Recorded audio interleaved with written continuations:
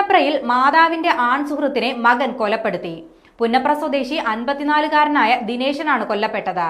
വീട്ടിൽ വൈദ്യുതാഘാതം ഏൽക്കാൻ കെണിയൊരുക്കിയായിരുന്നു കൊലപാതകം. മരിച്ച ശേഷം പാടത്ത് കൊണ്ടുപോയി മൃതദേഹം ഉപേക്ഷിക്കുകയും ചെയ്തു. സംഭവത്തിനു പിന്നാലെ പുന്നപ്ര സ്വദേശികളായ അച്ഛനും അമ്മയും മകനും പിടിയിലായി. കഴിഞ്ഞ ദിവസമായിരുന്നു ദിനേശിന്റെ മൃതദേഹം പാടത്തു നിന്നും കണ്ടെത്തിയത്.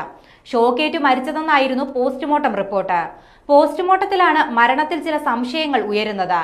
തുടർന്ന് പോലീസ് നടത്തിയ അന്വേഷണത്തിലാണ് കൊലപാതകത്തിന്റെ ചുരുളഴിഞ്ഞത്. 28-കാരനായ കിരണാണ് കൃത്യം നടത്തിയത്. മാതാവിന് ആൺസുഹൃത്തുമായി അടുപ്പമുണ്ടായിരുന്നു. ഇതുമായി ബന്ധപ്പെട്ട് വീട്ടിൽ നിരന്തരം പ്രശ്നങ്ങളും ഉണ്ടായിരുന്നു. 2 ദിവസം മുൻപാണ് ദിനേശൻ വീട്ടിലെത്തുന്ന സമയത്ത് വൈദ്യുതാഘാതം ഏൽപ്പിക്കാൻ കെണിയൊരുക്കിയത്. വീട്ടിലെത്തിയ ദിനേശൻ വൈദ്യുതാഘാതം ഏൽക്കുകയായിരുന്നു. പിന്നീട് മരണം ഉറപ്പിക്കുന്നതിനായി വീണ്ടും വൈദ്യുതാഘാതം ഏൽപ്പിച്ചു. ഇലക്ട്രീഷ്യൻ കൂടിയാണ് പ്രതിയായ കിരൺ. തുടർന്ന് പിതാവുമായി ചേർന്ന് കിരൺ പാടത്ത് മൃതദേഹം ഉപേക്ഷിക്കുകയായിരുന്നു.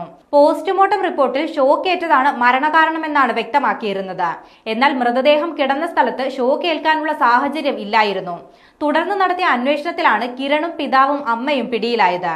പിതാവിന് കൊലപാതക വിവരം അറിയാമായിരുന്നു. മൃതദേഹം ഉപേക്ഷിക്കാൻ ബാഹ്യ ഇടപെടൽ ഉണ്ടായോ എന്നും പോലീസ് അന്വേഷണം നടത്തും.